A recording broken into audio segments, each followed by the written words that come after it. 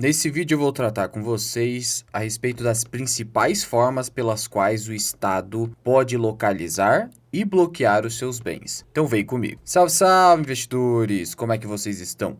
Sempre lembrando que antes de continuar, você clica no botão aqui embaixo de inscrever-se para ajudar esse canal. E nesse vídeo quero listar para vocês os métodos, os mecanismos à disposição do Estado para localização e bloqueio dos seus bens. Começando pelo primeiro mecanismo, o mais comum de todos, é o Sisbajude, que veio a substituir, 2 anos atrás, o Bacenjude. Como que funciona na prática? Primeiro ponto que você precisa entender é que o Sisbajude ele só pode ser utilizado pelo Poder Judiciário. Existem sistemas que podem ser utilizados pelo COAF e pela ABIN, mas no caso do Sisbajude é só o Poder Judiciário. E o Sisbajude ele é fruto de um convênio do CNJ, o Conselho Nacional de Justiça, com o Banco Central do Brasil. E aqui no site do CNJ consta justamente para que serve o Sisbajude. E esse sistema acaba sendo uma inovação do antigo Bacenjude que só conseguia bloquear contas bancárias do devedor de um processo judicial. Agora,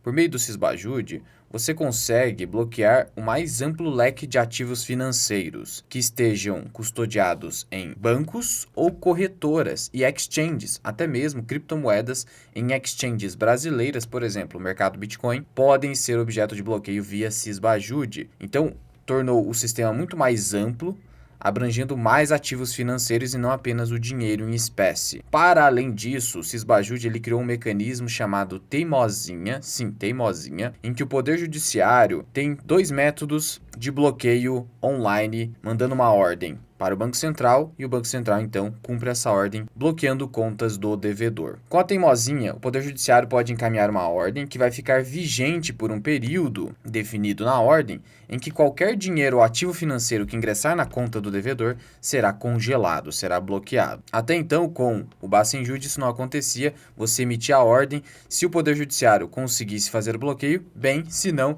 teria que fazer uma nova ordem e isso tornava a medida completamente ineficaz. Ainda não é totalmente eficaz, porque quando um devedor sabe que ele está devendo e que pode ter um processo judicial contra si, ele já promove um egresso de recursos, coloca em contas de terceiros ou simplesmente oculta esse patrimônio. Isso, de acordo com o Código de Processo Civil, é fraude à execução, mas é muito difícil de se comprovar. De qualquer forma, é um mecanismo à disposição da Justiça do Estado brasileiro para bloqueio de ativos financeiros. Então sim, o seu dinheiro e até mesmo o seu Bitcoin que está custodiado numa corretora brasileira pode ser bloqueado no processo judicial. Somente investimentos no exterior, efetivamente em corretoras no exterior, não são abrangidos pelo Sisbajude. Então, por exemplo, você investe através de uma corretora global como a Interactive Brokers ou a Quantifier.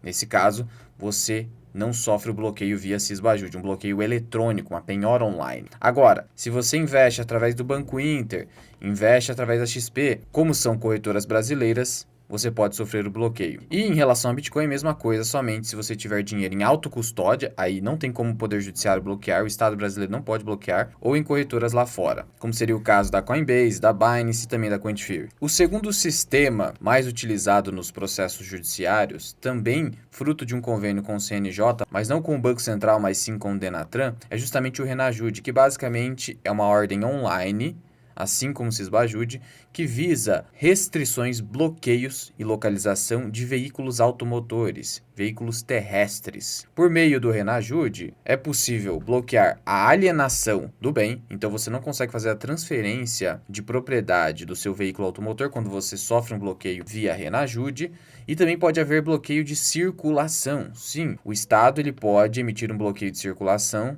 então você não vai conseguir circular no território nacional através do seu veículo de forma livre. Se a polícia acabar pegando, o seu veículo pode ser apreendido.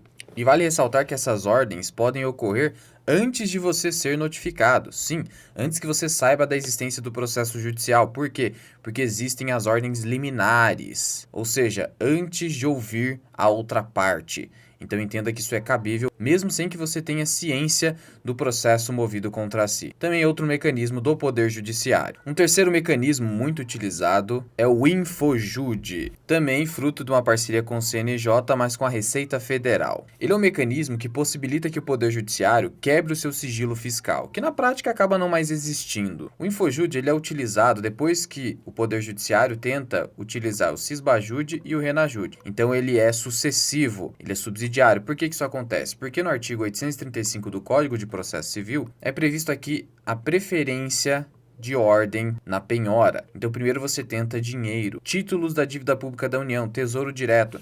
O Cisbajude pode pegar tesouro direto. Aí depois, veículos de via terrestre. E só então que o Poder Judiciário irá autorizar a quebra de sigilo fiscal, que na prática é o seguinte: por meio de um sistema eletrônico, via Infojude, o Poder Judiciário consegue pegar as últimas declarações do imposto de renda do devedor. Então, se o devedor, mesmo que conseguiu ocultar bens junto ao Cisbajude e Renajude, se ele acabou declarando algum bem, na sua declaração anual do imposto de renda, o Infojude vai encontrar. E aí, a partir disso, o credor consegue buscar a localização desse bem que está lá declarado. E vale ressaltar que o credor pode ser uma pessoa física, jurídica, e aqui dentro de pessoa jurídica pode ser o próprio Estado, cobrando impostos, por exemplo. O próximo mecanismo à disposição do Poder Judiciário é a Central Nacional de Indisponibilidade de Bens, a CENIB. Como que funciona isso? Ela é o mecanismo utilizado pelo Poder Judiciário para bloquear a alienação de bens imóveis do devedor e promover uma indisponibilidade generalizada de qualquer bem que não possa ser encontrado ali através do Renajude ou do Cisbajude. O foco é justamente bens imóveis. Então, se o devedor pretende vender o seu imóvel para não ser atingido pela execução, pelo processo de cobrança, para evitar que isso aconteça, o Estado consegue bloquear de forma eletrônica, por meio da CENIB, a possibilidade de alienação do bem. Então, quando for ocorrer uma tentativa de transação, vai ter uma anotação de bloqueio que vai ser disponível aos cartórios e isso vai impedir que ocorra o registro imobiliário. Mas o CENIB não promove a localização do bem, apenas o bloqueio de indisponibilidade. Indisponibilidade significa não está disponível para a venda.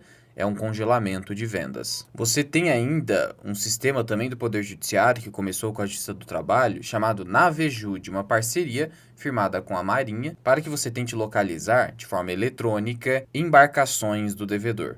Então aqui é só para os mais ricos, né? Somente aqueles mais abastados terão embarcações em seu nome. Então, o Navejude é para essa finalidade. Você ainda tem o mecanismo mais antigo de todos, que é o mandado de penhora e avaliação, que basicamente é o seguinte: está previsto aqui no Código de Processo Civil, e é basicamente o oficial de justiça ir junto à sua residência ou à sua empresa e tentar localizar bens que possam ser penhorados para a satisfação de uma obrigação. Também é um mecanismo judicial. A grande maioria dos mecanismos são judiciais. Esse aqui é um método bastante ineficaz, porque o oficial de justiça, quando ingressa na sua empresa ou na sua residência, ele raramente irá fazer uma penhora. Ele ficará com medo de eventualmente realizar esse tipo de conduta. Então, na prática, isso é muito pouco eficaz. Para além do oficial de justiça, você tem os famosos ofícios, que podem ser eletrônicos ou físicos. É o encaminhamento de requisições judiciais buscando informações junto a entidades e órgãos pelo Poder Judiciário, tentando localizar bens do devedor nas mais diversas localidades. Pode encaminhar ofício a cartórios, encaminhar ofício a empresas públicas, empresas, sociedade de economia mista, ou seja, encaminhar os mais diversos ofícios. Mas é muito difícil que você consiga o deferimento dessas medidas, porque na prática é o credor que precisa diligenciar nesse sentido. Mas existe aqui um último mecanismo que é muito utilizado pelo COAF e também pela ABIN, que é o Sniper. Já antecipo para vocês aqui que o Sniper acaba hoje sendo muito pouco utilizado pelo Poder Judiciário, até porque eles não possuem treinamento suficiente para isso, e porque o Sniper é bastante invasivo. Ele é o Sistema Nacional de Investigação Patrimonial e Recuperação de Ativos. Ele é o mais completo de todos. Ele seria um melhoramento de todos os sistemas anteriores. Como consta aqui do próprio site do Conselho Nacional de Justiça, a ferramenta Sniper atua na solução de um dos principais gargalos processuais, a execução e o cumprimento de sentença, especialmente quando envolvem o pagamento de dívidas devido à dificuldade de localização de bens e ativos. A partir do cruzamento de dados e informações de diferentes bases de dados, o Sniper destaca os vínculos entre pessoas físicas e jurídicas de forma visual, no formato de grafos, permitindo identificar relações de interesse para processos judiciais de forma ágil e eficiente. É assim que acaba aparecendo o cruzamento de dados no Sniper. Ele faz uma investigação completa do seu patrimônio.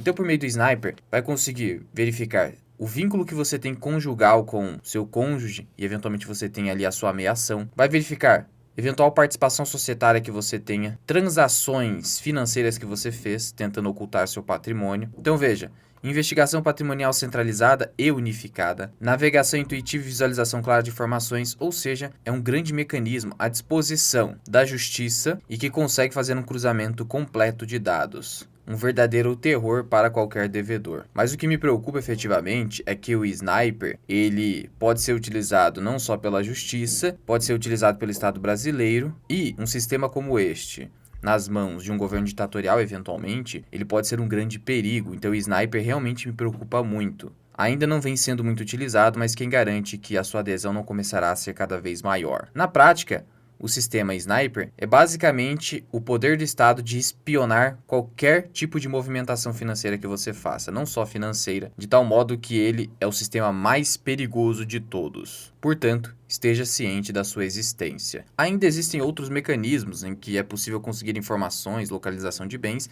mas esses são os mais utilizados. Teoricamente, você também poderia utilizar o Ciel, que é o sistema eleitoral, mas não é muito utilizado para isso, mais para buscar o endereço do devedor.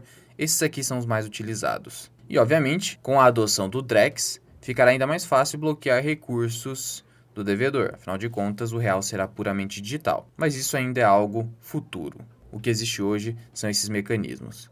E como eu disse, se você já é devedor e tentar fugir desses mecanismos, você pode sofrer um processo ali que se chama fraude à execução dentro do próprio processo civil, pode ser responsabilizado até criminalmente. Então a única forma de você se prevenir desses sistemas é previamente, ou seja, já colocando seus recursos em contas que não são brasileiras, abrindo, por exemplo, mecanismos offshore, contas lá fora, fazendo eventual autocustódia de criptomoedas ou em corretoras fora do país. É a única maneira se você teme alguma cobrança de dívida ou se você teme o Estado brasileiro. Qualquer dúvida, deixa aqui nos comentários. Muito obrigado por ter ficado comigo até aqui. Eu sou o Luan, esse que é o canal Mirar Invest. Até o próximo vídeo. Fui!